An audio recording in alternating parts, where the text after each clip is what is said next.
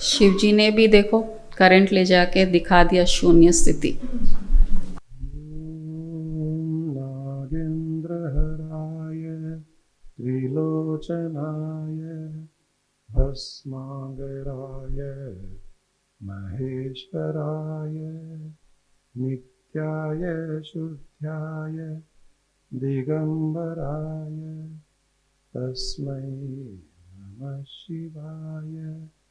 नमः शिवाय नमः शिवाय नमः शिवाय नमः शिवाय। ॐ नागेन्द्रहराय त्रिलोचनाय भस्मांगराय महेश्वराय नित्याय शुद्ध्याय दिगंबराय तस्मै नमः शिवाय। नमः शिवाय नमः शिवाय नमः शिवाय नमः शिवाय। ओम तत्सत।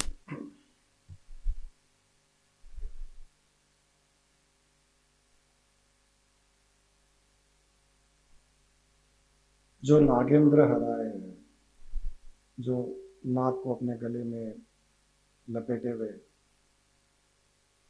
ये स्तुति किसके लिए कही गई है? ये स्तुति आपके लिए है, ये स्तुति अपने लिए है, ये स्तुति हमारे लिए है, ये स्तुति हम सबके लिए है।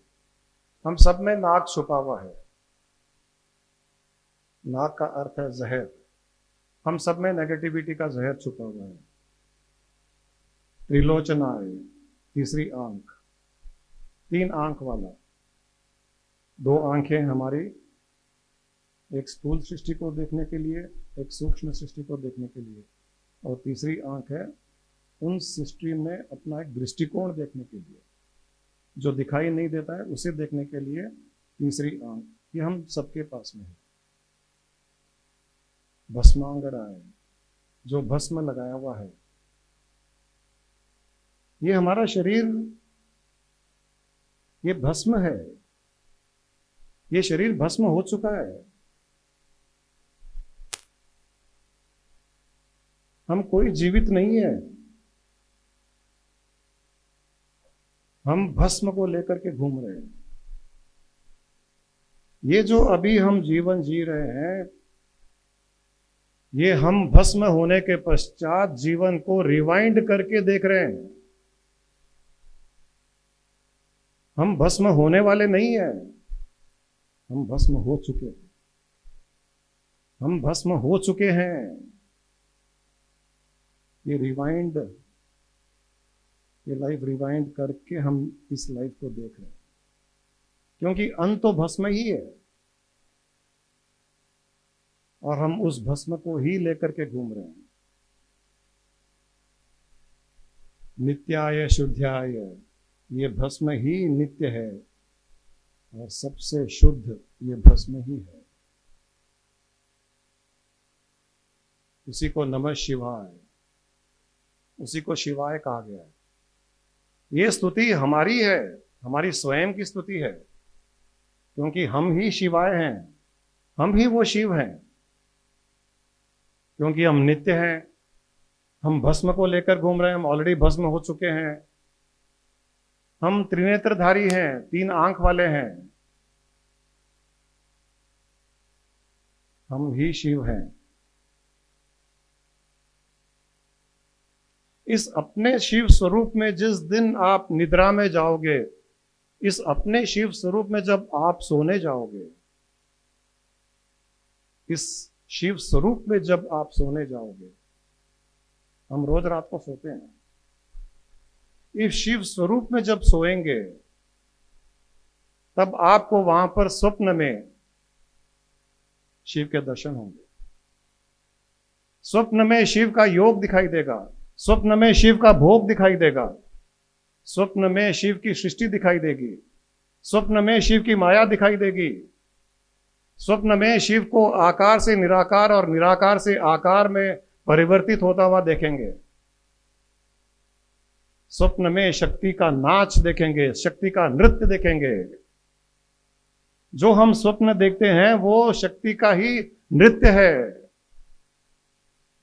शिव में शक्ति का नृत्य। अगर ये शिव है तो स्वप्न में शक्ति का नृत्य देखते हैं हम। रोज रात में स्वप्न में शक्ति का ही नृत्य देखते हैं। शक्ति ही अलग अलग रूप में हमें स्वप्न में दिखाई देती है। वो अलग अलग आकार धारण करती है, वो अलग अलग वस्तु बन जाती है। पेड़ पौधे, पहाड़, जीव जंतु, मनुष्य, आदमी, हमारा परिवार, दुश्मन आदि सारा का सारा जो स्वप्न में देखते हैं वो शक्ति का ही खेल है, शक्ति का नृत्य है। वो शक्ति डांस करती है स्वप्न में। और हम शिव स्वरूप अपने ही चिता पर लेटे हुए वो स्वप्न देखते हैं। हम जिस बिस्तर पर सोते हैं वो चिता है हमारी। उस चिता पर रोज सोते हैं हम। इस भस्म को लेकर के हम रोज रात को चिता पर सोते हैं, क्योंकि हम जब तक शिव स्वरूप नहीं हो जाएंगे तब तक हम शव ही रहेंगे। हम शव ही हैं। जिस दिन हम जाग जाएंगे शिव स्वरूप में, उस दिन शिव हो जाएंगे। तब तक हम शव रूपी अपने ही पलंग पर, अपने ही बिस्तर पर, चिता पर लेटे हुए हैं। और उस चिता में, उस शव में स्वप्न रूप से शक्ति अपना नृत्य दिखाती है। अलग अलग रूप के जो स्वप्न आते हैं वो शक्ति का ही स्वरूप है। और वो शक्ति वहां पर स्वप्न में आकर के हमको बताना चाहती है कि मैं संसार में कैसे नृत्य करती हूं। सारा संसार, ये सारा विश्व, यहां जो कुछ भी हो रहा है वो सारा का सारा उस शक्ति का नृत्य ही हो रहा है। आप चल रहे हो, आप खा रहे हो, आप व्यापार कर रहे हो, पैसे कमा रहे हो, घूमने जा रहे हो, परिवार में रह रहे हो, कुछ भी कर रहे हो, वो उस शक्ति का ही एक नृत्य है। वो नृत्य कर रही है। आपको ऐसे लग रहा है कि आप कर रहे हो। अरे शव कुछ कर ही नहीं सकता। शव क्या करेगा? शक्ति अपना अपना स्वरूप दिखा रही है। हमको बाहर समझ में नहीं आता है शक्ति का स्वरूप, इसलिए रोज रात को वो सपने में आकर के वो बताती है कि इस सृष्टि का रहस्य क्या है, मैं सृष्टि को कैसे चलाती हूं। इसका कोई आधार नहीं, कोई कारण नहीं, कोई क्रिया नहीं, कोई कर्म नहीं, कुछ नहीं है। मैं ऐसे ही प्रकट हो जाती हूं। हम जब नींद में जाते हैं, हम सुषुप्ति अवस्था में होते हैं, हम गहरी निद्रा में होते हैं, वहां से जब हम स्वप्न में आते हैं तब वहां कुछ नहीं होता है। परंतु जैसे ही स्वप्न में आते हैं कुछ न कुछ वहां शुरू हो जाता है। कहां से शुरू हुआ?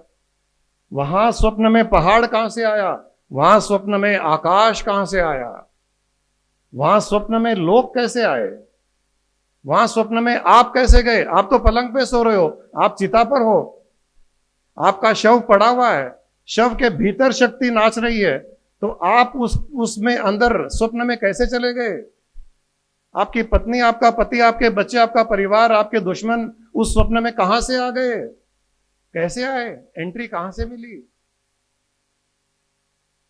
कोई कारण है? कोई आधार है? इसका कोई रीजनिंग है? कुछ नहीं है। इस सृष्टि में भी कोई कारण नहीं है इसके उत्पन्न होने में। इसके संचालन में कोई कारण नहीं है। हमको कारण दिखाई देता है लेकिन कारण नहीं है। स्वप्न में भी कुछ ना कुछ कारण दिखाई देता है। वहां शिव भी है, हम शव हैं। शव के अंदर शिव है जो निराकार है। उस निराकार में जो आकार है वो शक्ति है। यहां पर भी निराकार है। जो हमको दिखाई नहीं देता है, अदृश्य निराकार है, वो शिव है। और उस निराकार, अदृश्य निराकार में जो हमको दिखाई दे रहा है वो शक्ति है। और शक्ति अलग अलग रूप से अपना नाच रच रही है, वो नृत्य कर रही है, वो डांस कर रही है। रोज रात को अगर इस प्रकार से आप स्वप्न देखोगे तो आपको वहां पर शक्ति का नाच दिखाई देगा, शिव में शक्ति का नाच दिखाई देगा। अलग अलग रूप से वो नाच रही है, अलग अलग रूप से वो नृत्य कर रही है। नृत्य का अर्थ केवल ये नहीं है कि हाथ पांव हिलना है, कि डांस करना है कोई म्यूजिक पर, नहीं। चलना भी नृत्य है, बैठना भी नृत्य है, यहाँ बैठकर सुनना भी नृत्य है, यहाँ बैठकर बोलना भी नृत्य है, खाना भी नृत्य है, पीना भी नृत्य है, व्यापार करना भी नृत्य है। ये उस शक्ति का नृत्य है, ये जो हम कर रहे हैं, जो शक्ति हमसे करवा रही है। शिव और शक्ति का मिलन इस प्रकार का है कि ऐसा कोई स्थान नहीं है सृष्टि में जहां पर शिव नहीं है और शक्ति नहीं है। जहां कुछ नहीं है वहां शिव है, और जहां कुछ है वहां शक्ति है। ये शक्ति के ही रूप है, ये शक्ति के ही आकार हैं। आप कुछ नहीं हो, आपको लग रहा है कि आप कुछ हो। जिस प्रकार रूबी स्टोन होता है, रूबी स्टोन सुना होगा आपने, लाल रंग का होता है, उसके अंदर रूबी लाल रंग की होती है। अगर आप रूबी को ऐसे देखोगे हिला हिलाकर ऐसे, तो आपको रूबी के अंदर एक लाल अग्नि की फ्लेम दिखाई देगी जो हिलती डुलती दिखाई देगी आपको। रूबी में अगर रूबी को देखोगे ध्यान से और हिलाते हुए देखोगे, तो आपको रूबी के अंदर लाल लपटें हिलती हुई दिखाई देगी। न उसमें लाल कोई अग्नि है, न वहाँ लपटें हैं, न वो हिल रही है, लेकिन आपको रूबी में हिलती हुई लपटें, आग की लपटें दिखाई देगी। इसी प्रकार सारी सृष्टि में वो शक्ति हिलती डुलती दिखाई दे रही है, लेकिन है नहीं, कुछ है ही नहीं। ये दिखाई दे रही है, ये आभास है, और हम इस दिखाई देने के पीछे ही भाग रहे हैं। सारा जीवन जो दिखाई दे रहा है उसके पीछे भाग रहे हैं, और वो कुछ है ही नहीं। रेगिस्तान में जैसे पानी दिखाई देता है, वैसे हर किसी को जिस चीज में आसक्ति है उसको वो संसार में दिखाई देती है। किसी को पैसों की आसक्ति है, उसको केवल पैसे ही पैसे दिखाई देते हैं। रेगिस्तान में हिरण को वहां पानी दिखाई देता है, पानी नहीं है। हिरण को प्यास लगती है तो उसको रेगिस्तान में पानी दिखाई देता है, पानी नहीं है। संसार में जिसको पैसों की प्यास है उसको पैसे ही पैसे दिखाई देते हैं। जिसको और किसी चीज की प्यास है उसको वो चीजें दिखाई देती है, और हम उसके पीछे भागते हैं। हिरण भी जब वहां पर भागती है जहां पानी दिखाई देता है, परंतु वहां भागने पे पता चलता है कि वहां पानी नहीं है। फिर वहां से उसको और आगे पानी दिखाई देता है, हिरण वहां से और आगे भागती है। हमको भी जब कोई चीज चाहिए संसार में तो हम भागते हैं, और जहां भागते हैं हमको दिखाई देता है कि यहां पर वो है। वहां पहुंचने पे पता चलता है कि वहां वो है ही नहीं, फिर हम और आगे भागते हैं, और ऐसे हम आगे से आगे भागते रहते हैं, कुछ भी प्राप्ति नहीं होती। इसीलिए कहा गया है, दौड़ सके तो दौड़ ले, जब तक लागी तेरी दौड़, दौड़ थक्या धोखा मिठ्या, वस्तु तौड़ की तौड़। सब दौड़ रहे हैं, तू भी दौड़ रहा है, तुझे नहीं पता कि क्यों दौड़ रहा है। क्योंकि सब दौड़ रहे हैं, मेरा पड़ोसी दौड़ रहा है, मेरा भाई दौड़ रहा है, मेरा बाप दौड़ रहा है, मेरी माँ दौड़ रही है, लोग दौड़ रहे हैं, समाज दौड़ रहा है, मेरे दोस्त दौड़ रहे हैं, तो कुछ ना कुछ तो होगा। क्यों दौड़ रहे हैं? कुछ ना कुछ तो होगा दौड़ने के लिए। हमको नहीं पता कुछ है या नहीं है, चूंकि सब दौड़ रहे हैं तो हम भी दौड़ रहे हैं। मुझे याद है वो बचपन में इंग्लिश मूवी जाते थे तो समझ में नहीं आती थी, जब पूरे हॉल में कोई हंसता था तो हम भी हंस लेते थे साथ साथ में।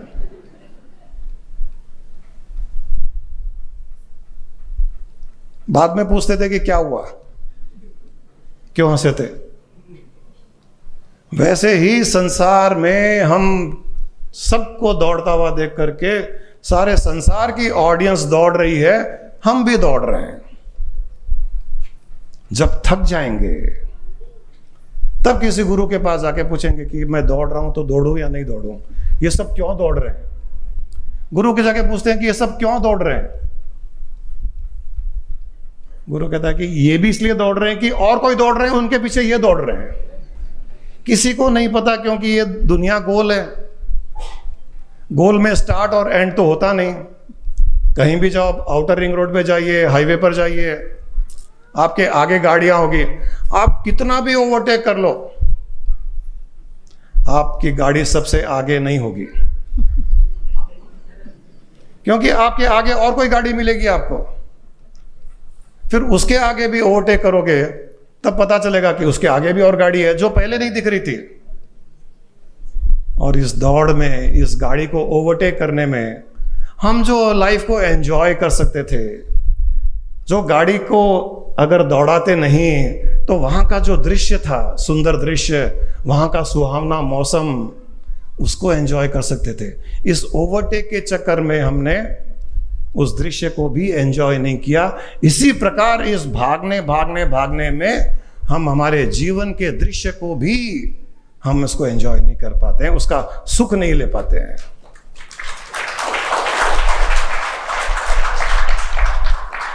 जब थक जाते हैं बुरी तरह से, तब प्रश्न उठता है कि ये क्यों भाग रहे हैं, ये क्यों भाग रहे हैं? अरे तुम भी भाग ही रहे थे। ये कब तक भागेंगे? जब ये थक जाएंगे तब ये रुकेंगे।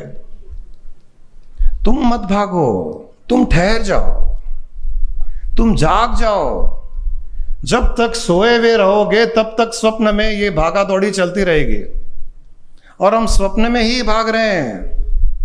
जैसा मैंने कहा, रूबी में अगर आप देखोगे तो अंदर एक फायर की फ्लेम डांस करती हुई दिखाई देगी। ये वही फ्लेम है इस संसार में जो अलग अलग दृश्य से अलग अलग जीवों में डांस करती हुई दिखाई दे रही है। 84 लाख योनियों की तरह वो दिखाई दे रही है। कभी आदमी भाग रहा है तो कभी औरत भाग रही है, तो कभी कुत्ता भाग रहा है, कभी पक्षी उड़ रही है कुछ नहीं, यहां पर कुछ भी नहीं है। ये केवल एहसास हो रहा है और हम एहसास के पीछे भाग रहे हैं।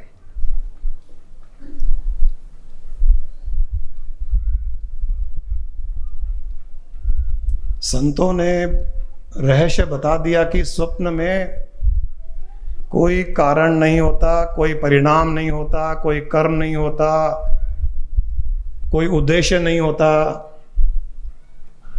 कोई प्राप्ति नहीं होती। वहां कितना भी आप प्राप्त कर लो स्वप्न में, जैसे ही स्वप्न खत्म हुआ, वो सारी की सारी प्राप्ति उसी पल खत्म हो जाती है।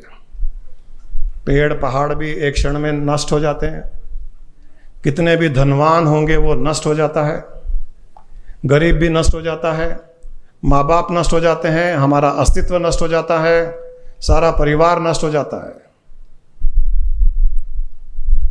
राजा जनक एक बार स्वप्न में भिखारी के रूप में चल रहे थे। प्यास लगी, भूख से तड़प रहे थे, हाथ में कुछ नहीं था, तो गिरते पड़ते बेहोश हो रहे थे। एक गुरुद्वारा के पास में या मंदिर के पास में गए, वहाँ पर कहा कि मुझे कुछ खाने के लिए दे दो। उन्होंने कहा कि कटोरा लाओ, कटोरा में देंगे। वो गए कहीं से कटोरा लेकर के आए, तो वहाँ पर उन्होंने कुछ प्रसाद डाल दिया।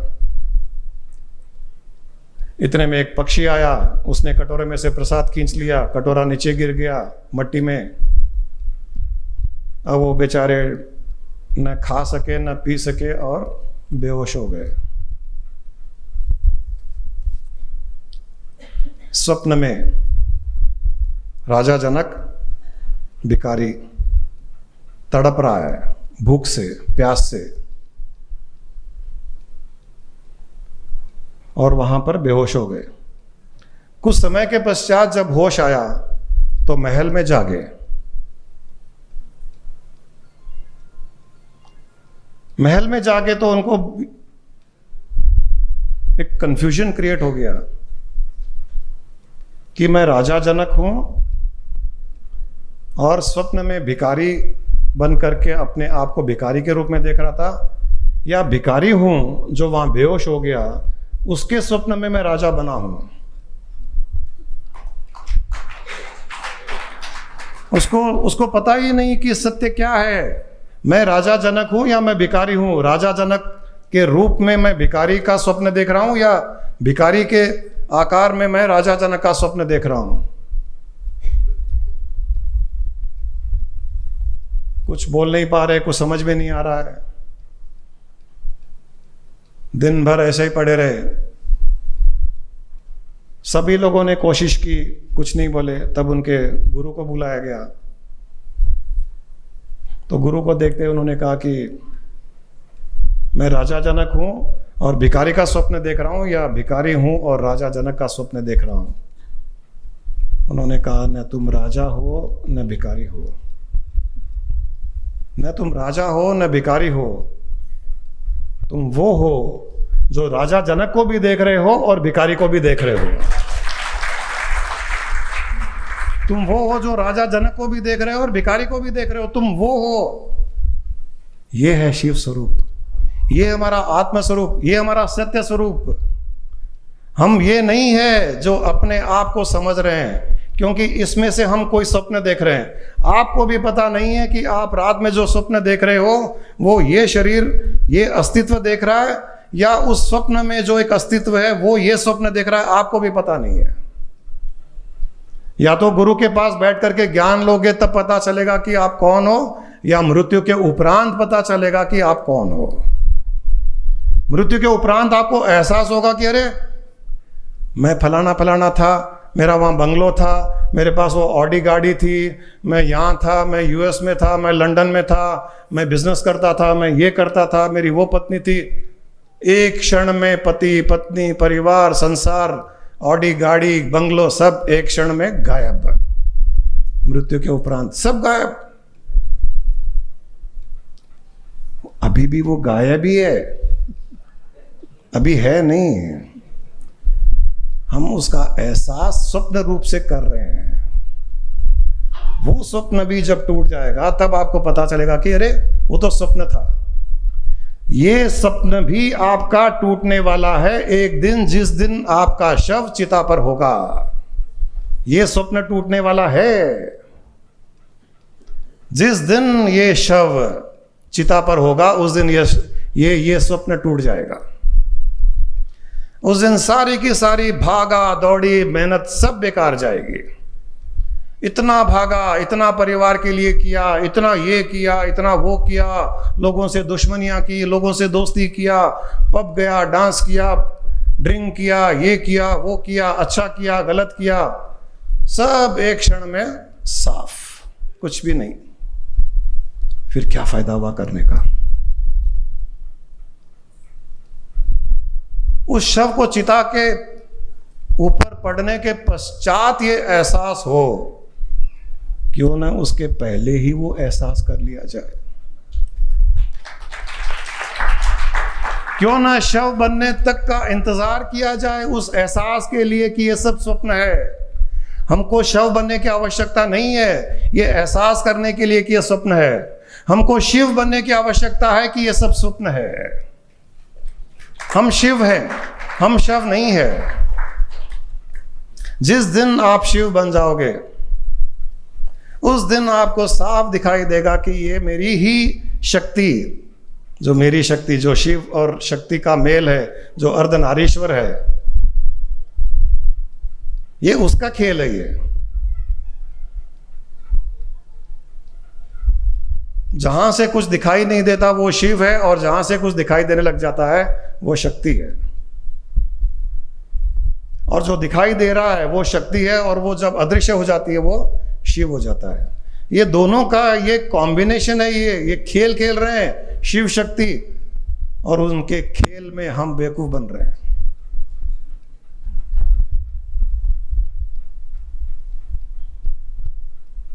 रेस कोर्स में रेस के घोड़े भाग रहे हैं,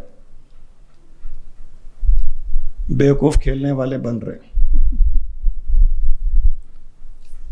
कोई बेट लगा रहा है तो जीत रहा है, कोई बेट लगा करके हार रहा है, कोई सुसाइड कर रहा है, कोई और कुछ हो गया, कोई बैंकरप्ट हो गया, कोई अड़बपति हो गया।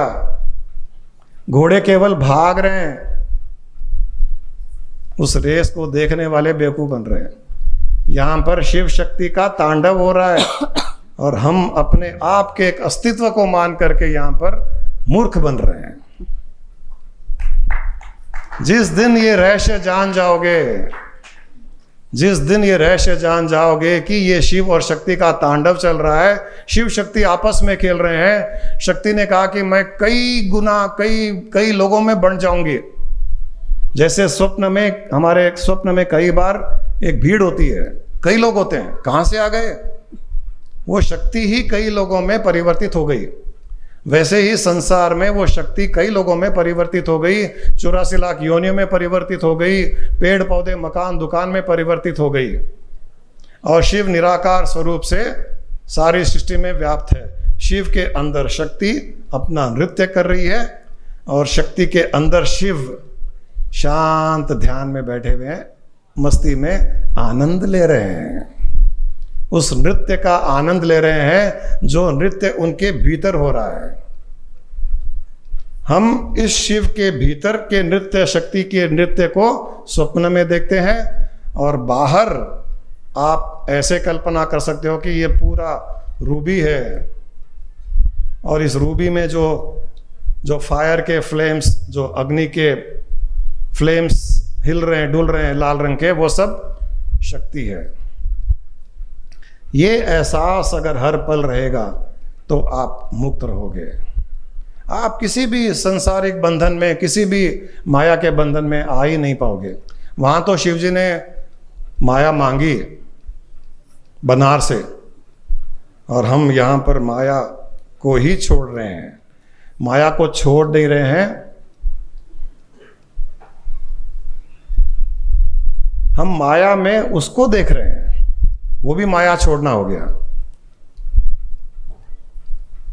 क्योंकि वो माया में ही समाया है।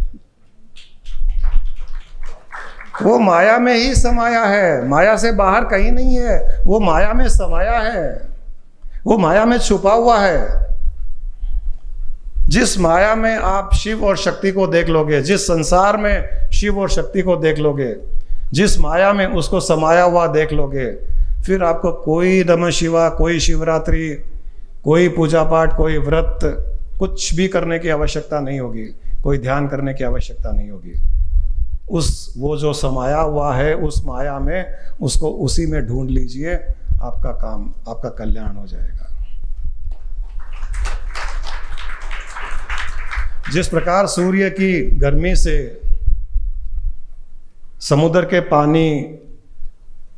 का पानी सूख जाता है और उसमें से क्रिस्टल नमक, चमचमाता हुआ नमक निकलता है, और उसी नमक को फिर से उस जल में डाल दीजिए तो वो नमक जल में मिल करके जल स्वरूप हो जाता है। उसी प्रकार माया की गर्मी से शिव ही जीव बन जाता है और शिव की शरण में जाने से वो शिव स्वरूप हो जाता है। शिव की शरण में रहोगे तो शिव स्वरूप हो जाओगे। जिस प्रकार नमक को पानी में डालने से वो भी पानी का स्वरूप बन जाता है, पानी के स्वरूप को प्राप्त कर लेता है, पानी के साथ में अपना योग कर लेता है, उसी प्रकार जीव भी शिव की शरण में जाने से वो शिव स्वरूप हो जाता है। फिर न हमारा कोई अस्तित्व रहा, न किसी को माया देना है, न किसी को अहंकार देना है, न कुछ और बाकी रह गया। इतना ही है अपने शिव स्वरूप को जानना। और वो जो गुरु माँ ने बताया वो बहुत सही है। वो तिरुपति में भी आप देखोगे, जगन्नाथपुरी में रथ यात्रा होती है, तिरुपति में भी कई बार रथ में भगवान को घुमाया ले जाता है। तो असली भगवान तो, बड़े भगवान तो वही है, छोटे से वाले भगवान को घुमाया फिरा जाता है। उसी प्रकार हम छोटे छोटे शिव को संसार में घुमाया जा रहा है, रथ में घुमाया जा रहा है। गाड़ी रथ है, कोई बाइक पे घूम रहा है, कोई बस में घूम रहा है, तो कहीं पर जगन्नाथपुरी में बड़ा रथ है, कहीं पालकी में घुमाया जा रहा है। तो हमको भी, हम भी वो छोटे छोटे शिव है, हमको वो शक्ति यहाँ वहाँ घुमा रही है, लेकिन हम घूमते घूमते घूमते घूमते गुम गए और पालकी से उतर गए, वो रथ से उतर गए।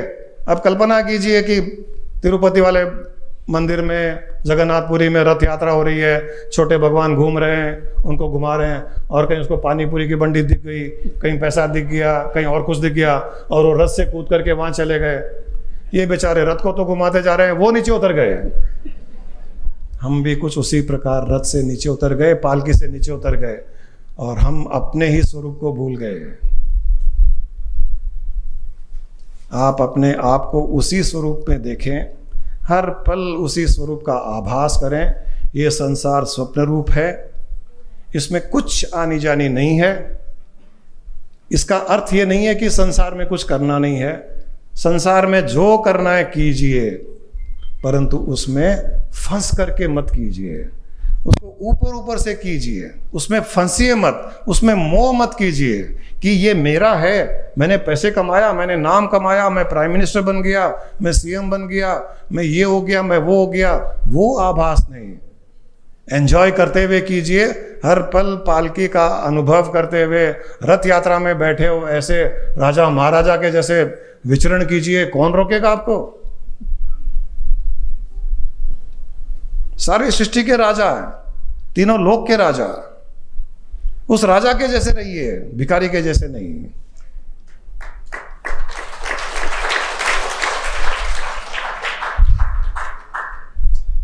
आज के शिवरात्रि पर्व पर अपने स्वरूप की प्राप्ति ही, अपने शिव स्वरूप की प्राप्ति के लिए ही यह शिवरात्रि पर्व है। इस प्रकार के ज्ञान से ही हमें हमारे स्वरूप की प्राप्ति होगी।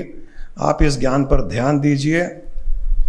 आपको शरीर मिला है, वो शिव का ही दिया हुआ शरीर है। इस शरीर के भीतर शक्ति अपना नृत्य कर रही है, डांस कर रही है। उसके भी डांस को देखते रहिए, उस शक्ति के डांस को बाहर भी देखते रहिए। अभी हमने स्टेज पे डांस देखा, बहुत एंजॉय किया। हम उसी प्रकार के डांस को दिन भर रोज क्यों एंजॉय नहीं कर सकते? आपके घर वाला कोई चिल्ला रहा है, गुस्सा कर रहा है, उसको भी एंजॉय कीजिएगा। कितना अच्छा लग रहा है, मेरे पिताजी तांडव कर रहे हैं, सासू जी भरतनाट्यम कर रही है, ये पति डिस्को कर रहे हैं। एंजॉय कीजिए ना। यहाँ पर क्यों एंजॉय किया आपने? यहाँ पर शिव जी तांडव कर रहे थे, लेकिन तांडव को एंजॉय किया हमने। हम घर के तांडव को एंजॉय नहीं कर पाते, परिवार के तांडव को एंजॉय नहीं कर पाते, क्योंकि वहां पर आप और किसी को देख रहे हो। यहां पर तांडव आपने केवल इसलिए एंजॉय किया क्योंकि यहां पर शिव जी का तांडव देखा आपने। हर जीव में, परिवार के हर सदस्य में उसी शिव और शक्ति का अगर स्वरूप देखेंगे तो आप हर रोज हर प्रकार के तांडव को एंजॉय करोगे। यही हमारे जीवन का सार है और यही जीव से शिव की यात्रा है। आप सबको शिवरात्रि की बहुत बहुत शुभकामनाएं।